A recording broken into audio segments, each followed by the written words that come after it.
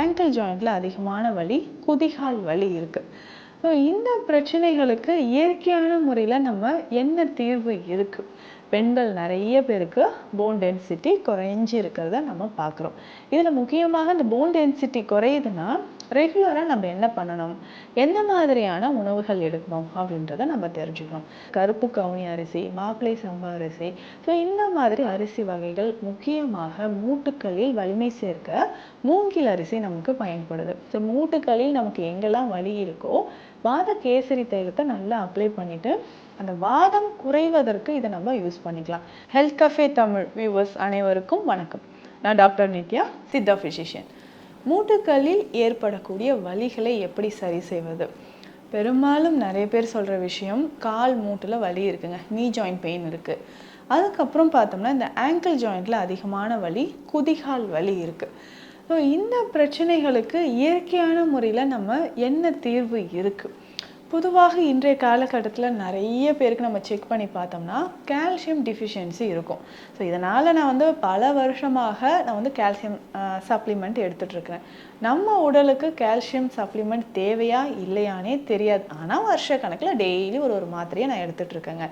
எந்த அளவுக்கு நமக்கு கால்சியம் அப்சார்ப்ஷன் நடக்கணும், நம்ம உடலுக்கு இந்த அளவு கால்சியம் தேவையா இல்லையா அப்படின்றதெல்லாம் நமக்கு தெரியாது. ஆனால் அதை நான் சாப்பிட்டுட்ருக்கேன். இருந்தாலும் எனக்கு வலி இருந்துக்கிட்டே இருக்குது, மூட்டு வலி இருக்குது.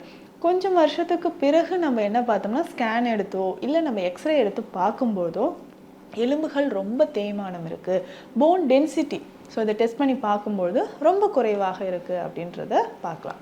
ஸோ இந்த போன் டென்சிட்டியும் நமக்கு நிறைய பேருக்கு குறைவாக இருக்கும். முக்கியமாக பெண்கள் நிறைய பேருக்கு போன் டென்சிட்டி குறைஞ்சி இருக்கிறத நம்ம பார்க்குறோம்.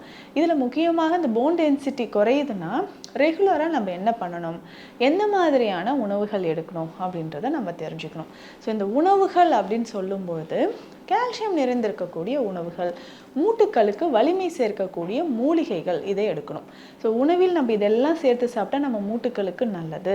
முக்கியமாக பார்த்தோம்னா கழுத்து எலும்பு தேய்மானம் இருக்குது, இடுப்பு எலும்பு தேய்மானம் இருக்குது, மூட்டு எலும்பு தேய்மானம் இருக்குது. அதிகமாக கழுத்து மற்றும் தோள்பட்டை வலி எனக்கு ரொம்ப நாளாக இருக்குது. ஸோ ஆர்த்தோ ப்ராப்ளம்ஸ் இருந்துக்கிட்டே இருக்குன்னு சொல்லுவாங்க. இதுலேயும் ஒரு சிலருக்கு ரொமட்டாய்டு ஆர்த்ரைட்டிஸ் அப்படின்னு சொல்லக்கூடிய சரவாங்கி, முடக்குவாதம் அப்படின்னு சொல்லக்கூடிய பிரச்சனையும் நிறைய பேருக்கு இருக்குது. ஸோ இந்த சரவாங்கி பிரச்சனையை நம்ம எப்படி சரி செய்யலாம்? இது ஒரு ஆட்டோஇம்யூன் கண்டிஷன். ஸோ நம்ம உடலில் மேஜர் அண்ட் மைனர் ஜாயின்ட்ஸ் எல்லாமே நமக்கு பாதிப்புக்கு உள்ளாகி நம்மளுடைய மூமெண்ட்ஸே ரெஸ்ட்ரிக்ட் ஆகிடும், ரொம்ப ஸ்டிஃப் ஆகிடும். ஜாயின்ட்ஸ் எல்லாமே ரொம்ப ஸ்டிஃப் ஆகிடுறத நம்ம பார்க்குறோம். ஸோ கை விரல்களை நம்மளால் மடக்கவே முடியாத மாதிரி ஒரு நிலை ஏற்படுது. ஸோ இதிலிருந்து நம்ம எப்படி சரி செய்யலாம்? ஸோ தொடர்ந்து எடுக்கக்கூடிய உணவுகள் மூலயமாக மூட்டுக்களில் நம்ம எப்படி வலிமை சேர்க்கலாம் அப்படின்றத தெரிஞ்சுக்கலாம். உணவு முறையில் பொறுத்த வரைக்கும் மில்லட்ஸ், சிறுதானிய வகைகள் ரொம்ப ரொம்ப முக்கியமானது. இதுலையுமே பார்த்தோம்னா நம்மளுடைய அரிசி வகைகள், ஸோ பாரம்பரிய அரிசி வகைகள், நல்ல சிவப்பு நிறத்தில் இருக்கக்கூடிய அரிசி வகைகளை நம்ம பயன்படுத்தும் பொழுது உடலுக்கு ஆற்றல் நமக்கு அதிகமாக கிடைக்குது. ஸோ இது கருப்பு கவுனி அரிசி, மாப்பிள்ளை சம்பா அரிசி, ஸோ இந்த மாதிரி அரிசி வகைகள் முக்கியமாக மூட்டுக்களில் வலிமை சேர்க்க மூங்கில் அரிசி நமக்கு பயன்படுது. ஸோ ஒரு நாளைக்கு ஒரு 2 ஸ்பூன் மூங்கில் அரிசியை நம்ம பயன்படுத்தினாலே போதும், எலும்புகளுக்கு அவ்வளவு நன்மை தரக்கூடியது. ஸோ மூங்கில் அரிசி ஒரு மாதத்திற்கு ஒரு 1/2 கிலோ வாங்கினால் போதும். ஸோ ஆரம்ப நிலையில் அதிகமான மூட்டு வலி இருக்குன்னா அதை சரி செய்கிறதுக்கு மூங்கில் அரிசி நமக்கு பயன்படுது. ஸோ இந்த மூங்கில் அரிசியை நம்ம என்ன பண்ணோம்னா வாங்கிட்டு 1/2 kg இருக்கா லேசாக வறுத்து வச்சிடணும். வறுத்து பவுடர் குறைப்பாக நம்ம பவுடர் பண்ணிக்கணும். ஸோ இதனோட நம்ம என்ன பண்ண போகிறோம்னா அதே 1/2 kg கருப்பு உளுந்து, ஸோ கருப்பு உளுந்தும் நம்ம என்ன பண்ண போகிறோம்னா லேசாக வறுத்து குறைப்பாக அரைச்சி ரெண்டும் நல்லா மிக்ஸ் பண்ணிவிட்டு இதனோட நம்ம வேறு என்னென்ன சேர்க்க போகிறோம் அப்படின்றதும் நான் சொல்கிறேன். முடவன் ஆட்டுக்கால் கிழங்கு அப்படின்றத கேள்விப்பட்டிருப்பீங்க. இப்போது நிறைய இடங்களில் கிடைக்குது. முன்னாடியெல்லாம் கொஞ்ச நாட்களுக்கு முன்னாடியெல்லாம் இந்த மலை பிரதேசங்களில் அந்த சூடு சமாளிக்கிறதுக்கு, வலிகளை போக்குவதற்கு இது நம்ம சூப் மாதிரி அங்கே குடிச்சிட்ருப்போம். ஆனால் இப்போது ஒரு அவேர்னஸ் நிறைய இடங்கள்ல இது நமக்கு கிடைக்குது. இதனுடைய பவுடர் ஒரு 200 கிராம் பவுடராகவே கிடைக்கும். இதை நம்ம இதனோட சேர்த்துக்கணும். சுக்கு பொடி 100 கிராம் இதனோட சேர்த்துக்கணும். ஏலக்காய் பொடி 100 கிராம் இதனோட சேர்த்து நல்லா மிக்ஸ் பண்ணி எடுத்து வச்சுருங்க.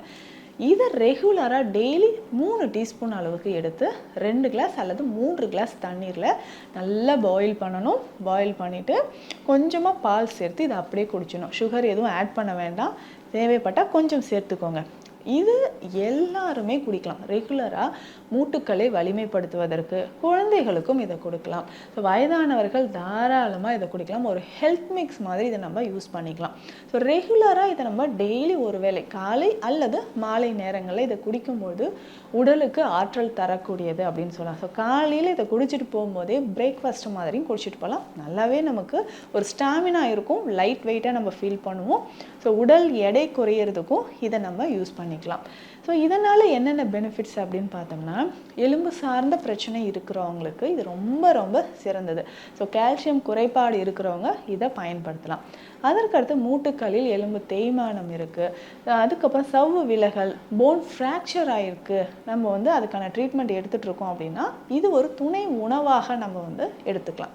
ஸோ தொடர்ந்து இதை பயன்படுத்தும் பொழுது உடலில் நமக்கு ஆற்றலும் அதிகரிக்கிறது. கால்சியம் குறைபாடு இருந்தாலோ தசைகள், ஸோ கருப்பு உளுந்து நமக்கு தசைகளுக்கு சிறந்தது, பெண்களுக்கு இது ரொம்ப சிறந்தது. ஸோ இடுப்பு எலும்புகள் வலிமையாக இருப்பதற்கு, இர்ரெகுலர் பீரியட்ஸ் இருக்குது, ஸோ பீரியட்ஸ் டைமில் அதிகமான உதிரப்போக்கு இருக்குது அப்படின்னு சொன்னாலும் இதை நம்ம பயன்படுத்திக்கலாம்.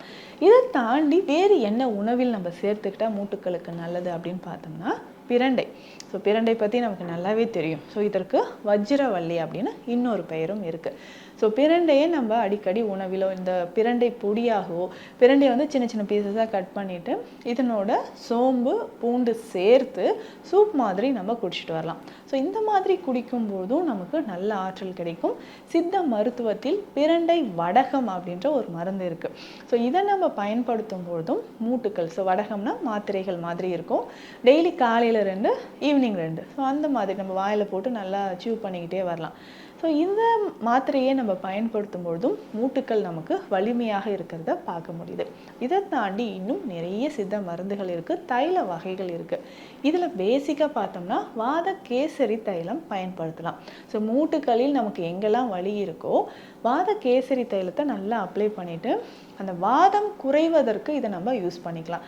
ஸோ டெய்லி ரெகுலராக இந்த வாத கேசரி தைலம் பயன்படுத்திட்டு வெந்நீர் ஒற்றடமோ இல்லை குளியல், வெந்நீரில் நல்லா குளியல் எடுத்துக்கிட்டே வரும்பொழுது மூட்டுக்கள் நமக்கு வலிமையாக ஆரம்பிக்குது. ஸோ இதை தாண்டி ரெகுலராக வேறு என்னங்க பயன்படுத்தலாம் அப்படின்னா உணவு முறையில் கீரை வகைகள். ஸோ முருங்கைக்கீரை ரொம்ப முக்கியம், தூதுவளை ரொம்ப முக்கியம். அதே மாதிரி நான் சொன்ன மாதிரி பிரண்டையும் நம்ம உணவில் சேர்த்து சாப்பிடும்பொழுது உடலில் நமக்கு ஆற்றல் அதிகமாகும். ஸோ எலும்புகள் சம்பந்தப்பட்ட பிரச்சனைகள் இருந்தால் தினந்தோறும் ஒரு கால்சியம் டேப்லெட் தேவையில்லை. எந்த மாதிரியான எலும்பு சம்பந்தப்பட்ட பிரச்சனைன்றதை நம்ம தெரிஞ்சு அதற்கேற்ற உணவு முறைகள் பேசிக்காக நம்ம பயன்படுத்தக்கூடிய சித்த மருந்துகள் எடுத்தாவே நமக்கு இந்த மூட்டு வலிகள் கொஞ்சம் கொஞ்சமாக குணமாகும். ஸோ இந்த பதிவு உங்களுக்கு பயனுள்ளதாக இருக்கும்னு நினைக்கிறேன். மீண்டும் அடுத்த பதிவில் சந்திக்கலாம். நன்றி. இந்த வீடியோ உங்களுக்கு பிடிச்சிருந்தா லைக் பண்ணுங்க, ஷேர் பண்ணுங்க, கமெண்ட் பண்ணுங்க. மறக்காம ஹெல்த் கஃபே தமிழ் சேனலை சப்ஸ்கிரைப் பண்ணிட்டு பெல் பட்டனை கிளிக் பண்ணிடுங்க.